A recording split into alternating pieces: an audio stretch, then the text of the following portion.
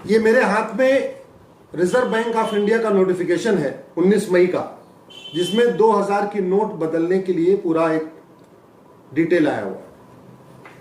इस नोटिफिकेशन में आरबीआई ने खुद ही कहा है कि 31 मार्च 2018 को 2000 की नोट की जो टोटल सर्कुलेशन थी वो 6,73,000 करोड़ था।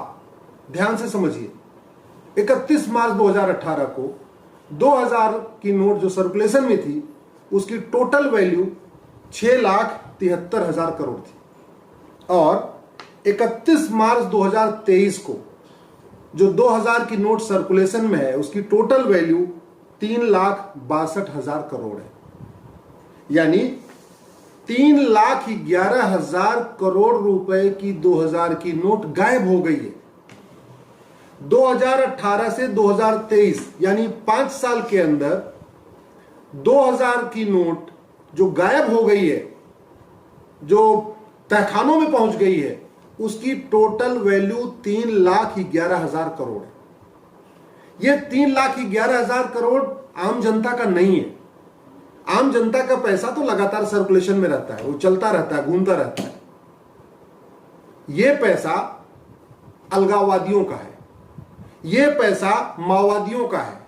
यह जो 3,11,000 करोड़ रुपए गायब हुआ है, यह पैसा नक्सलियों का है, जिहादियों का है, धर्मांतरण कराने वाली मिशनरियों का है, यह पैसा पत्थरबाजों का है, यह पैसा घूसखोरों का है, यह पैसा जमाखोरों का है। ये जो 3,11,000 करोड़ गायब हुआ है, जो सर्कुलेशन से बाहर हो गया है, ये जमाखोरों का है, मिलावटखोरों का है, कालाबाजारियों का है, नशा तस्करों का है, मानव तस्करों का है, सोना तस्करों का है। ये जो 3,11,000 करोड़ गायब हुआ है, ये भू माफियाओं का है, ये खनन माफियाओं का है, ये अतीक अहमद और मुख्तार अंसारी जैसे माफिया डॉन का पैसा है। ये पैसा जो किडनैपिंग करते हैं उससे जो पैसा कमाते हैं उनका पैसा है।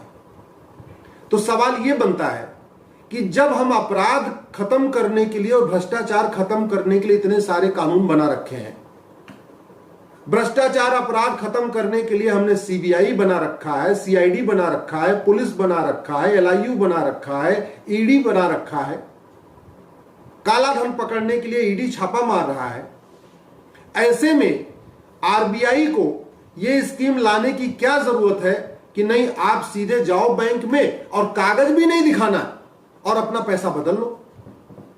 पर डे की कोई लिमिट भी नहीं है। जो अखबारों में निकला था ना कि पर डे 20,000 रुपए, वो गलत है। ये मेरे हाथ में आरबीआई का नोटिफिकेशन है, इसमें पर डे की लिमिट कहीं दी नहीं है। इसमें लिखा है कि एक बार में 20,000 रुपए। अब आप सोचिए, जो नक्सली एरिया है, जो माओवादी एरिया है, जहां पे बैंक एम्प्लॉय खुद ही इतने खौफ में रहते हैं, डर के मारे रहते हैं, वहां अगर नक्सली आएगा 10 करोड़ रुपए लेके या 20 करोड़ रुपए लेके, किसी बैंक के मैनेजर की इतनी हिम्मत है उसको मना कर सके? पहले तो कम से कम यह था कि भाई वो कह देता भाई मेरे हाथ में कुछ है ही नहीं, आपको खाते में ही जमा करना पड़ेगा। अभी तो नक्सली आएंगे, माओवादी आएंगे और बंदूक रख देंगे बैंक मैनेजर के, बोले चल बदल इसको। अभी जो जितने तिहाड़ में बंद बड़े बड़े जो माफिया डॉन है, गैंगस्टर हैं, उनके गुर्गे जाएंगे बैंक मैनेजर को, बता देंगे कि फलाने डॉन का पैसा है, ये बदलो नहीं तो तुम किडनैप कर लिए जाएंगे। क्या होगा फिर? मुख्तार अंसारी जैसे लोग, अतीक अहमद जैसे लोग, किसी बैंक, जब अगर इनका कोई गुर्गा जाएगा बैंक मैनेजर को बताएगा कि 5 करोड़ बदलना है, 10 करोड़ बदलना है, उसकी हिम्मत है क्या बैंक एम्प्लॉय को उसको मना कर सके? मुझे समझ में नहीं आता ये मनमाना तरीका क्या है। ये काला धन को पकड़ने के लिए स्कीम आई है या काला धन को सफेद बनाने के लिए स्कीम आई है? पहले भी काला धन को सफेद बनाने की स्कीम आती थी, उसमें यह था कि भाई जितना आप डिक्लेयर करोगे ब्लैक मनी, उसका 50% आपको सरकारी खजाने में जमा करना पड़ेगा। ये तो पहली बार ऐसी स्कीम आई है जिसमें आपको 1 रुपया सरकारी खजाने नहीं जमा करना है, कोई कागज नहीं दिखाना है, कहीं एंट्री नहीं होनी है, बैंक खाते में जमा नहीं करना, कैश लेके जाओ, कैश लेके आओ। ये भारत के इतिहास में पहली बार हो रहा है जहां बैंक में आपको जाके 2-2 पैसा देना है, उसके बदले पैसा लेना है और कोई डॉक्यूमेंट नहीं दिखाना है। ये पहली बार हो रहा है। आज तक कभी नहीं हुआ, मेरी नॉलेज में तो कभी ऐसा हुआ ही नहीं कि आप बैंक जाओ और बिना कोई कागज दिखाए पैसा दो और पुराना पैसा दो, नया पैसा ले लो। और आश्चर्य की बात है कि भारत में टोटल लगभग 5,000 के आसपास सांसद विधायक हैं। एक भी सांसद विधायक ये मांग नहीं कर रहा है कि नहीं ये गलत हो रहा है, पैसा खाते में ही जमा होना चाहिए। इतने नेता अभिनेता ईमानदारी की बात करते हैं, पत्रकार कलमकार ईमानदारी की बात करते हैं, लेखक बुद्धिजीवी बड़े ईमानदार बनते, कोई भी ये मांग नहीं कर रहा है कि नहीं ये गलत हो रहा है। ये सारा का सारा जो 3,11,000 करोड़ सर्कुलेशन से बाहर हुआ, ये सारा वाइट हो जाएगा। फायदा क्या हुआ ईडी को छापा मारने का? ईडी तो 20 करोड़ पकड़ती है, 30 करोड़ पकड़ती है, 50 करोड़ पकड़ती है। यहां 3,11,000 करोड़ साफ साफ आरबीआई खुद ही कह रहा है ये पैसा सर्कुलेशन से बाहर है, ये डंप हो चुका है, ये तहखानों में जमा हुआ पैसा है। तो जब तहखानों में जमा हुआ पैसा है, ये आरबीआई को भी पता है, सांसदों विधायकों को भी पता है, मंत्रियों को भी पता है, सबको पता है, तो ये बात क्यों नहीं हो रही कि भाई ठीक है फिर एक भी रुपया सीधे सीधे नहीं बदली होगी, 100% आपको बैंक में जमा करना पड़ेगा। और सबके पास खाता है, गरीब से गरीब आदमी के पास बैंक खाता खुल चुका है। 48 करोड़ जनधन खाते हैं भारत में। इसका मतलब 48 करोड़ जो बिलो पॉवर्टी लाइन के लोग हैं उनका वो बैंक से जुड़े हुए हैं।